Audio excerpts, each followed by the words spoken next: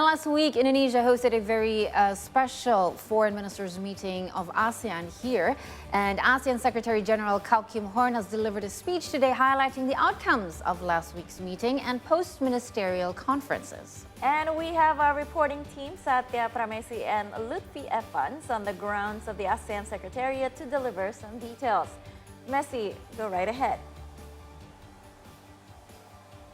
Right. Hello, Kai. Hi, Yanni. As you mentioned earlier, last week the ASEAN Foreign Ministers meeting and post-ministerial conferences were held last week. And today, as you mentioned as well, Mr. Kau Kim Horn, the Secretary General of ASEAN, provided further details about everything that happened last week. Now, according to him, the AMM/PMC covered various issues related to community building within ASEAN, as well as foreign relations, and were discussed at bilateral, trilateral, and multilateral levels. To give you a bit of a picture into how many of these meetings were held, in total there were 239 bilateral meetings alone conducted between member states of ASEAN, as well as ASEAN partner states and other partner organizations as well. Now, the key issues discussed within these meetings included the conflict in Ukraine alongside nuclear proliferation and disarmament, alongside conflicts between superpowers, potential conflicts between superpowers, I should say, as well as the South China Sea dispute, and chiefly climate change as well. Now, alongside that, Mr. Horn also mentioned several points of progress within the discussions that they had at ASEAN during the ASEAN Foreign Ministers meeting, including the implementation of ASEAN POLSEC Political Security Blueprints 2025, where he mentioned there were only 4 steps to go before that phase of the ASEAN Political Security Blueprint is completely implemented within the region. Alongside this, he also mentioned ASEAN Vision 2045, as well as the maintenance of peace, stability, and security within the ASEAN region. Now, this included the Treaty of Amity and Cooperation, which is somewhat similar to a preliminary partnership between ASEAN and other states outside of ASEAN before a full cooperation between the two countries. Now, they also discussed the ASEAN Maritime Outlook publication, which is to be released during the ASEAN Maritime Forum when that occurs.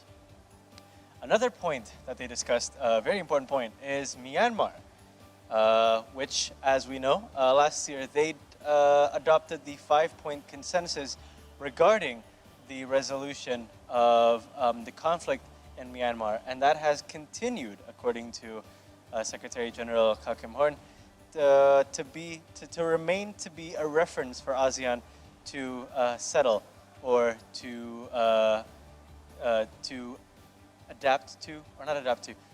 kind of face the conflict, if you will. Meanwhile, progress with external partners have also been addressed during the foreign ministers meeting.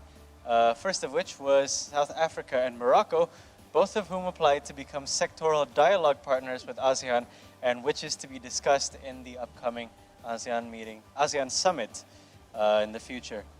Further developments include ASEAN-US Plan of Action 2025 and the ASEAN-New Zealand Plan of Action, as well as the ASEAN-Japan Comprehensive Partnership, which is to be announced in the ASEAN-Japan Summit this September.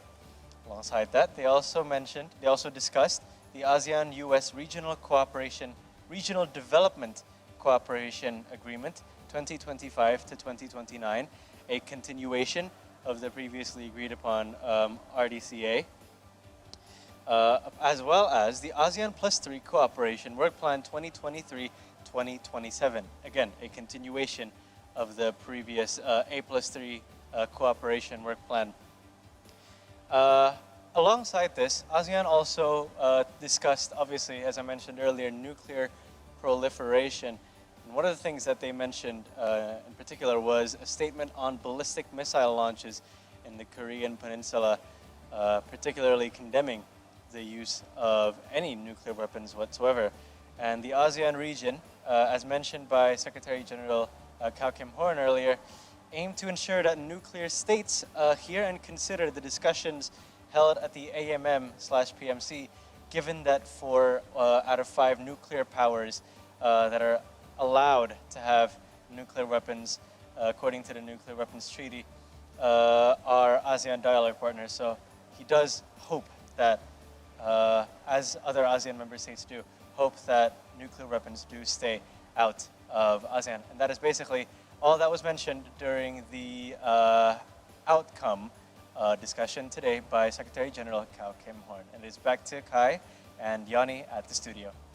Thank you so much. That was our reporting team, Satya Pramesi and Lutfi Evans, on the grounds of the ASEAN Secretariat.